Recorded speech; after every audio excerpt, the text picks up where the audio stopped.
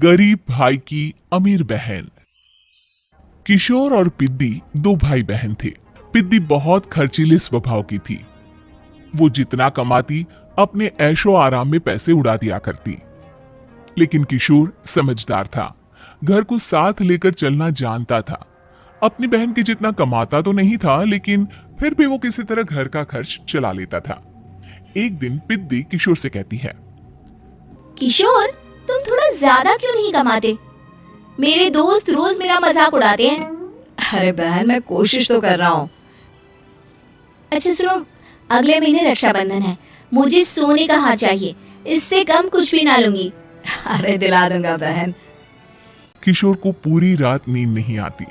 उसके दिमाग में बस ये चल रहा था कि उसकी माली हालत इतनी बिगड़ चुकी है, अब वो सोने का हार कहां से लाएगा। अगले दिन किशोर सुबह सुबह घर से ये बोलकर निकल गया कि पिद्दी, मैं गांव से बाहर जा रहा हूँ, कुछ दिन घर नहीं आऊंगा। किशोर ने अपने काम के साथ साथ फेरी में कपड़े बेचने भी शुरू कर दिए, जिससे वो ज्यादा से ज्यादा पैसे कमा सके। रात में वो एक बिल्डिंग की चौकीदारी भी करने लगा। अपने काम से थोड़ा बहुत समय निकालकर बस कुछ घंटे की नींद ले पाता था। और कब वो कुछ दिन एक महीने में बदल गए और रक्षाबंधन भी आ गया, पता ही नहीं चला। लेकिन किशोर अभी तक घर वापस नहीं लौटा।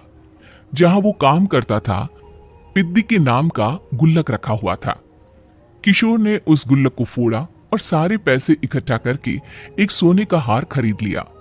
घर में पिद्दी किशोर का इंतजार कर रही थी। तभी किशोर आता है। कहाँ चले गए थे? 4 दिन का कहा था और 1 महीने से पता नहीं कहाँ गायब हो गए थे। मैंने बस एक हार मांगा था और तुमने तो घर ही छोड़ दिया। अरे मुझे थोड़ा काम मिल गया था। कुछ नहीं, सब समझती हूँ, बहाने थे तुम्हारे। अपनी बहन के लिए इतना भी नहीं कर सकते, कैसे भाई हो? चलो यहाँ बैठो, राखी बांधती हूँ। पिद्दी ने किशोर को राखी बांधी। वैसे ही किशोर ने अपनी बहन के हाथ में सोने का हार रख दिया। उसकी खुशी का कोई ठिकाना नहीं था।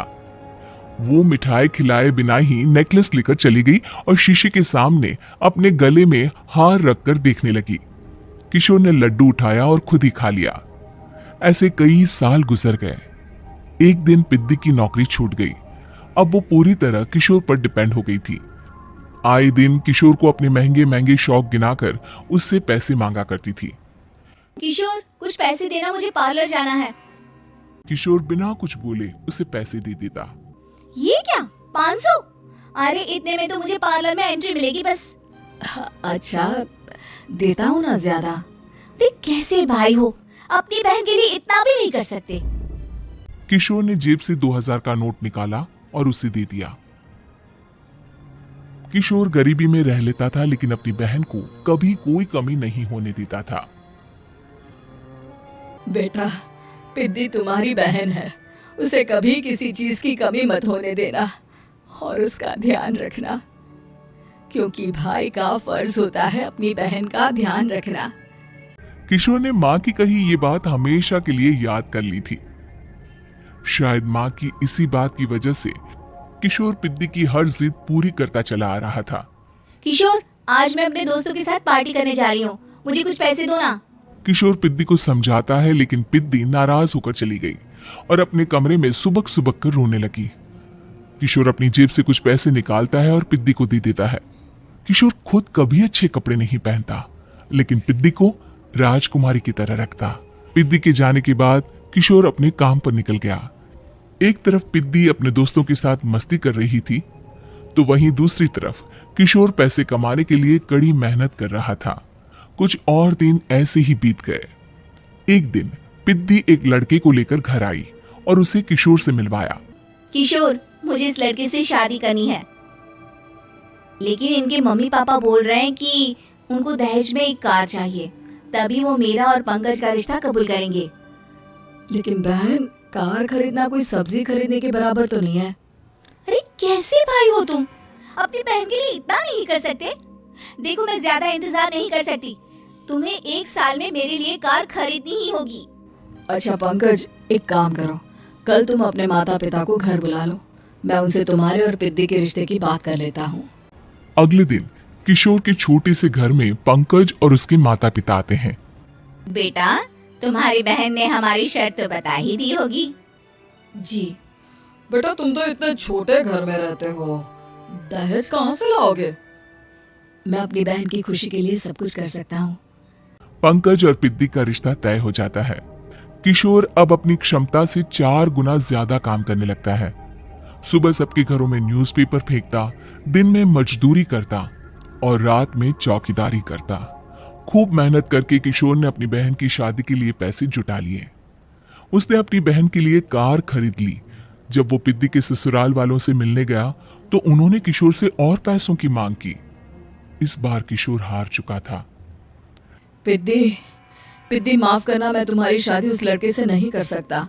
वो लालची लोग हैं, उन्हें सिर्फ पैसों से मतलब है।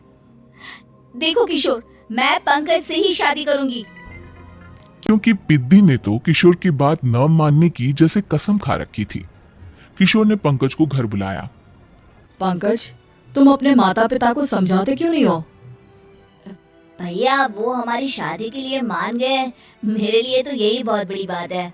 हम एक काम कर सकते हैं, दहेज की रकम में से कुछ पैसे मैं आपको दे देता हूँ।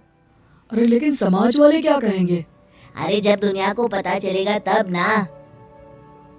अच्छा, कुछ पैसे मैं अपने मालिक से कर्ज में ले लेता हूँ। कुछ पैसे पंकज देता है, कुछ वो कर्जा लेता है और अपनी उम्र भर की कमाई वो अपनी बहन की शादी में लगा देता है। आखिर में पंकज और पिद्दी की शादी हो जाती है। पिद्दी की विदाई के बाद किशोर बिल्कुल अकेला पड़ जाता है। अब उसका कमाने में भी मन नहीं लगता। उधारी वाले रोज घर में आकर बैठ जाते हैं। अरे किशोर, अब तो पिद्दी की शादी को 5 साल हो गए, अब तो हमारा पैसा लौटा दो। चाचा, पिद्दी के जाने के बाद किसी भी काम में मन नहीं लगता। अरे तो हमारा पैसा कैसे वापस मिलेगा? जी, कुछ करता हूँ मैं। किशोर के ऊपर बहुत सा कर्जा चढ़ गया था, इसलिए उसने तय किया कि वो ये घर बेचकर सबके पैसे लौटा देगा। अगली सुबह शहर के किसी साहूकार को उसने अपना घर बेच दिया और सबके पैसे लौटा के वो गांव छोड़कर चला गया। पिद्दी ने शादी के बाद कभी अपने भाई का हाल तक नहीं पूछा। किशोर को फर्क नहीं पड़ता था, बस ससुराल में उसकी बहन खुश है ये जानकर उसे खुद की खुशी मिलती थी और ये सोचकर कि उसने मां से किया हुआ वादा पूरा कर दिया।